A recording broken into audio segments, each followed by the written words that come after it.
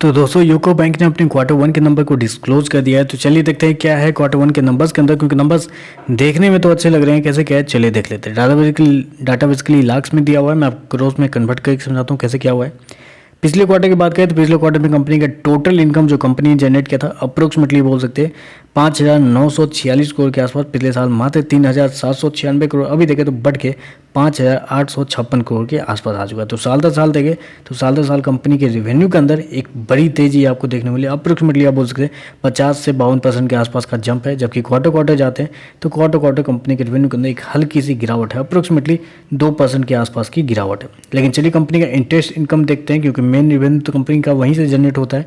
तो पिछले क्वार्टर में कंपनी का इंटरेस्ट इनकम 4,987 करोड़ था, पिछले साल 3,851 करोड़, अभी देखें तो बढ़ के 5,223 करोड़ के आसपास है। तो क्वार्टर देखें तो क्वार्टर यहाँ पे आपको एक अच्छी खासी तेजी आपको देखने को मिली। अप्रोक्सीमेटली बोल सकते हैं 5% के आसपास का जंप है क्वार्टर कंपनी के इंटरेस्ट इनकम के अंदर।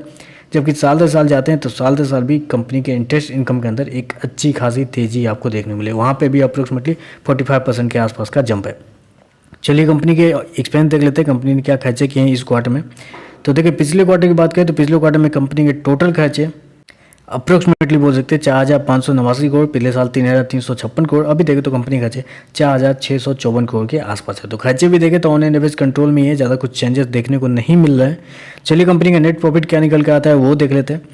पिछले क्वार्टर की बात करें तो पिछले क्वार्टर में कंपनी का नेट प्रॉफिट अप्रोक्सीमेटली बोल सकते हैं 581 करोड़ के आसपास था। पिछले साल 123 करोड़ का प्रॉफिट, अभी देखें तो 223 करोड़ के आसपास आपको देखने को मिले। तो कंपनी का जो प्रॉफिट है वो आपको साल दर साल ऑलमोस्ट आपको डबल होता हुआ देखने को मिला है। लेकिन क्वार्टर जाते हैं तो क्वार्टर कंपनी के प्रॉफिट के अंदर एक अच्छी खासी गिरावट आपको देखने को मिला। गिरावट क्यों देखने को मिल रही है उसके पीछे का एकमात्र रीजन है कि इस क्वार्टर में कंपनी को प्रोविज़न में बहुत ज़्यादा खर्च करने पड़े हैं। जी हाँ, बहुत ज़्यादा खर्च करने पड़े कंपनी को प्रोविज़न में, जबकि पिछले क्वार्टर में बहुत कम थे। पिछले क्वार्टर में मात्र 450 करोड़ खर्च करने पड़े थे, इस क्वार्टर में 855 करोड़ खर्च करने पड़े, मतलब 405 करोड़ का डिफरेंस है पिछले क्वार्टर से इस क्वार्टर में कंपनी के प्रोविज़न के अंदर ही। अगर कंपनी का प्रोविज़न पिछले क्वार्टर जितना होता तो इस क्वार्टर में आपको कंपनी के जो प्रॉफिट है अप्रोक्सीमेटली 700 करोड़ के आसपास देखने को मिल सकते थे।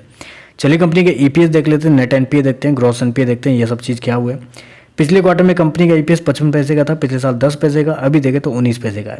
ग्रॉस एनपीए की बात कर लेते हैं, पिछले क्वार्टर में 4.78, पिछले साल 7.42, अभी देखें तो 4.48 के आसपास है। तो ग्रॉस एनपीए के अंदर एक अच्छी खासी गिरावट देखने को मिली, जो कि एक अच्छी बात है।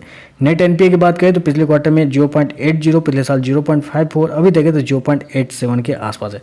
तो ये थोड़ा सा गलत लग रहा है यहाँ पे, क्योंकि साल दर साल तो कंपनी का जो नेट एनपीए है वो आपको ऑलमोस्ट बोलते 60% बढ़ता हुआ देखने को मिला। नेट एनपीए की कंपनी के अंदर बहुत बड़ी तेजी देखने को मिली, जो कि मेरे हिसाब से किसी भी बैंक वाले कंपनी के लिए अच्छी बात नहीं होती।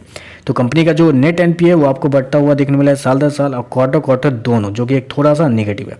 तो ओवरऑल देखें तो कंपनी रेवेन्यू और प्रॉफिट के मामले में कंपनी के नंबर ठीक ठाक ही हैं, कुछ खराब नहीं है, कुछ अच्छे भी नहीं है, ऑन एन एवरेज टाइप के नंबर है। लेकिन जो नेट एनपीए है वो थोड़ा सा मुझे चिंता दिला रहा है। हो सकता है इस नेट एनपीए की वजह से आपको थोड़ी सी गिरावट आपको शेयर के अंदर देखने को मिल सकती है।